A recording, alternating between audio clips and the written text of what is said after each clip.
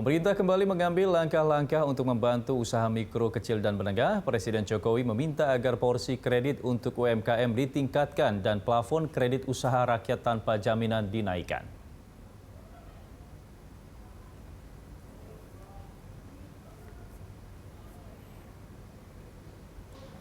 Ya, dalam ratas, Kepala Negara juga meminta agar kredit untuk UMKM yang sebelumnya berkisar antara 500 juta hingga 10 miliar ditingkatkan hingga mencapai 20 miliar rupiah. Nah, kapan kira-kira instruksi terkait peningkatan porsi, plafon, dan juga suku bunga bisa diimplementasikan? Bagaimana impact kebijakan ini bagi pemberdayaan usaha rakyat dan pertumbuhan ekonomi? Kita akan membahasnya bersama Deputi Menteri Koperasi dan UKM Bidang Usaha Kecil dan Menengah, Bapak Hanung Harimba Rahman, dan Ketua UKM IKM Apindo, Bapak Ronald Wala, serta Ekonom Universitas Indonesia, Ibu Nina Sapti Triaswati. Baik, saya ke Pak Hanung. Pak Hanung, apa respon dari Kemenkop UKM dalam terkait dengan instruksi dari Presiden untuk memperbesar porsi pembiayaan dari KUR ini, Pak? Ya, terima kasih Pak Andri. Jadi memang ini yang kita harapkan gitu ya. Jadi ada ada kebijakan pembiayaan yang lebih besar lagi untuk UMKM kita. Kita sekarang sedang menyiapkan tentunya dengan kementerian terkait, dengan Kementerian Keuangan, Kemenko, untuk mempersiapkan penghitungan ulang gitu ya, kebutuhan dana yang diperlukan. Kemudian juga kita menyiapkan beberapa regulasi untuk memastikan bahwa ini benar-benar bisa kita laksanakan dengan baik. Kemudian kita juga mempersiapkan tentunya kelembagaan UMKM kita gitu dengan skala ekonomi yang dengan skala pinjaman yang besar tadi. Kita harapkan memang kelembagaannya yang akan melaksanakan ini cukup baik gitu ya, cukup. Kita salah satunya ingin mendorong korporatisasi UMKM ya. Kalau kita ingin dorong mereka naik, tentunya kita dorong mereka menjadi korporat juga gitu. Terus kemudian kita menyiapkan beberapa skema-skema tentunya untuk menghilangkan berbagai resiko, mengurangi berbagai resiko dalam penyaluran. Salah satunya kita mendorong berbagai bentuk kemitraan gitu ya, untuk memastikan bahwa beberapa resiko itu bisa kita hilangkan. Misalnya resiko mengenai pasar, market gitu ya. Kita harapkan ada off taker dalam yang pasti gitu dengan model kemitraan. Kemudian tentunya literasi dan pendampingan. Nah, ini beberapa kegiatan yang kita siapkan untuk melaksanakan kebijakan ini. Demikian, terima kasih. Oke, saya minta tanggapan dari Pak Ronald terkait dengan instruksi Presiden untuk memperbesar pembiayaan dari KUR ini. Seperti apa menurut Anda, Pak Ronald?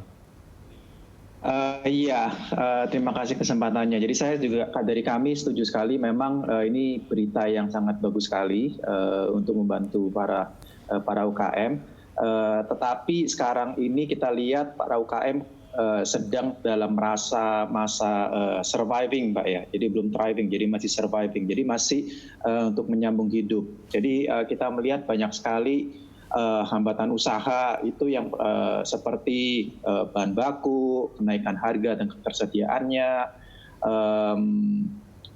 karena PSBB juga pelanggan turun. Jadi ini yang sebetulnya butuh jadi deployment dari vaksinasi agar secepatnya bisa disalurkan, dilancarkan sehingga trust dari pelanggan dan ekonomi bisa berjalan kembali, PSBB bisa tidak perlu dilakukan kembali, logistik bisa jalan kembali. Jadi ini sebetulnya yang kita tunggu-tunggu juga, sehingga tadi dana KUR tadi bukan hanya untuk menyambung hidup tapi untuk memperbesar ekonomi, Pak. Ya, artinya kalau misalnya dana KUR ini diperbesar dan juga plafon dari KUR ini juga ditingkatkan, tidak terlalu signifikan kalau misalnya ternyata pasarnya masih lesu, begitu menurut Anda, Pak Ronald? Iya, itu juga bakal menjadi kendala menurut kami, karena kalau saya juga melihat survei-survei ya dari OJK dan lain sebagainya, 30% lebih itu mereka biarpun diberi uang, tapi mereka juga belum tahu pinjaman akan dipergunakan untuk apa, dan mereka merasa belum membutuhkan dan malah akan memberikan risiko gitu ya, karena terima uang, tapi juga kalau dilihat 70% lebih itu mereka juga belum melakukan financial accounting yang benar gitu ya, banyak yang masih manual. Itu 75% tidak melakukan pembukuan, 25% melakukan pembukuan tetapi secara manual. Nah, ini adalah risiko besar yang kami khawatirkan, Pak. Oke, ini tantangan besar juga bagi pemerintah dalam hal ini Kemenkop UKM ketika tadi disampaikan oleh Pak Ronald, misalnya pelaku UMKM atau UKM ini bingung dananya mau dikemanakan. Nah, ini bagaimana strategi dari pemerintah, Pak? Ya, jadi tentunya kita yang kita biayai ini adalah proyek-proyek UMKM dengan kegiatan yang visible ya, tidak semuanya kita tebar begitu saja uangnya tentunya ya. Kita ada tim pengawasan dan sebagainya. Tentunya kelayakan kegiatan untuk pendanaan ini jadi bagian yang penting. Nah, tadi Pak Ronald juga sampaikan bahwa ini tidak satu kebijakan yang tunggal gitu ya. Ada kebijakan-kebijakan lain juga yang mengiringi program ini tentunya. Ada beberapa tadi untuk memperluas market captive-nya mereka ini, kita ada program misalnya belanja negara itu belanja pemerintah dan lembaga itu yang dialokasikan untuk UMKM kita gitu ya. Nah, itu salah satu perluasan pasar dari ini. Kemudian ada program-program untuk untuk lebih mendorong masyarakat menggunakan produk-produk UMKM seperti yang kita kampanyekan di Bangga Buatan Indonesia yang secara intensif kita lakukan gitu ya. Dan berbagai kegiatan-kegiatan lain untuk meningkatkan sisi dari permintaan produk-produk UMKM. Tentunya beberapa program-program yang lain seperti tadi disebutkan Pak Ronald yang mengenai kesehatan dan sebagainya itu juga bagian yang penting gitu ya untuk dilaksanakan dengan baik gitu ya. Itu akan berkontribusi besar terhadap prospek atau kelayakan dari UMKM nanti yang bisa kita danai. Oke, baik. Ya, saya minta tanggapan ke Bu Nina yang sudah bergabung. Bu Nina, tanggapan Anda terkait dengan instruksi untuk memperbesar pembiayaan KUR ini dan juga meningkatkan plafon KUR. Apakah kekhawatiran yang tadi disampaikan Pak Ronald, banyak pelaku UMKM yang bingung ketika mendapatkan dana untuk apa dan diproduksi apa begitu? Tanggapan Anda seperti apa? Ya, yang paling jelas harus kelayakan usaha ya. Jadi pertama harus dilihat adakah usahanya gitu, dan kemudian harus dilihat apakah ada rate of return yang tingkat pengembaliannya memungkinkan. Karena kalau masih tinggi suku bunganya, berarti kan mereka harus mendapatkan omset yang cukup tinggi untuk dapat profit segitu. Ya, jadi harapan saya tentu saja kalau memang ingin bantu UMKM, suku bunganya harus serendah mungkin gitu ya. Subsidinya pada UMKM-nya ya. Karena di sini kita lihat penyaluran kan lewat perbankan. Nah, perbankan kan masih mengambil margin nih yang cukup besar. Ya, jadi akan jadi biaya yang menyulitkan bagi UMKM untuk masuk ke usaha yang pandemi COVID-19 ternyata memberikan inspirasi. Yang kedua tentu aja pendampingan dari usahanya yang kita lihat. Ya, jadi saya lihat ini masih belum efektif ya, dalam arti banyak UMKM masih model lama gitu ya. Padahal ini sekarang dengan situasi COVID dan seterusnya itu digitalisasi menjadi sangat penting. Ya, saya pikir ini bantuan pemerintah ke arah ini harus jelas. Ya, jadi bukan sekedar membantu jumlah uang, tapi ada suku bunga di situ yang harusnya rendah, digitalisasi untuk program marketingnya, dan tentu saja harus lihat kelaikan usaha di masing-masing UMKM. Yang saya pikir ini marketnya beda-beda ya. Jadi ada misalnya garmen, ada yang misalnya usahanya makanan, kuliner, dan seterusnya gitu. Itu market yang berbeda yang saya tidak tahu seberapa jauh efektivitas pemantauan ini ada di Kementerian Koperasi atau Perdagangan begitu ya, untuk melihat retailnya seberapa jauh kapasitas untuk kita dapat return. Oke, terkait dengan suku bunga Pak Hanung, ini instruksi dari Presiden juga, instruksi dari Presiden juga menginginkan bahwa suku bunga untuk KUR ini diturunkan di kisaran 6%. Ini mungkin nggak? Dan apa kira-kira challenge-nya kalau misalnya diturunkan menjadi 6%? Ya, terima kasih. Jadi saat ini bunganya 6%, sudah 6%. Jadi tadi bahwa KUR ini atas perintah Presiden akan diperluas Pak, pagunya akan ditingkatkan pagunya. Kalau yang sebelumnya hanya sampai 500 juta, akan ditingkatkan sampai 20 miliar. Dia salah satunya, ini masih opsi yang kita diskusikan. Intinya bahwa kita ingin juga bahwa saat ini itu mengapa usaha kecil kita tidak pernah naik kelas. Usaha mikro kecil itu tidak pernah naik kelas ke kecil dan menengah gitu ya, menengah tidak ke besar. Karena salah satunya pembiayaan yang diberikan oleh pemerintah itu hanya fokusnya pada mikro. Nah, ini yang ingin kita dorong agar ada pembiayaan di kecil dan menengah. Makanya pagunya itu akan kita naikkan gitu ya, sehingga yang kecil dan menengah ini bisa dapat pembiayaan yang murah juga seperti halnya KUR yang saat ini, yaitu sekitar 6%. Jadi bunganya 6% dan memang tadi saya juga sependapat bahwa ini kan akan dilaksanakan oleh bank.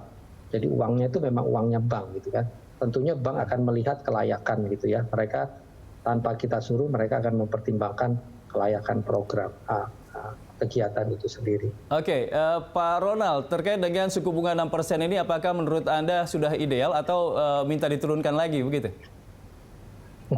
Kalau menurut saya sih memang menurut kami masih kurang, Pak. Masih kurang.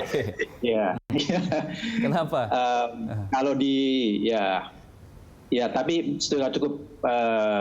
Kita lihat progresnya di Indonesia lumayan dari tadinya yang double digit ya bunga itu sekarang sudah pelan-pelan 6%, 5%. Tapi dalam masa pandemi ini yang mana sebetulnya menjadi kesempatan emas ya untuk UKM bisa berkancah di negara kita sendiri karena disrupsi dari logistik global yang kena pandemi. Nah, ini kita sih inginnya antara 3-4%, Pak, gitu. Nah, tapi tentunya juga perlu dibantu liquidity terhadap bank-bank yang akan menyalurkan bantuan terhadap UKM-UKM tersebut. Ini yang sudah kita alami di tahun lalu yang para bank susah untuk menyalurkan karena takut liquidity-nya terbendung. Itu yang menjadi masalah lebih besar lagi.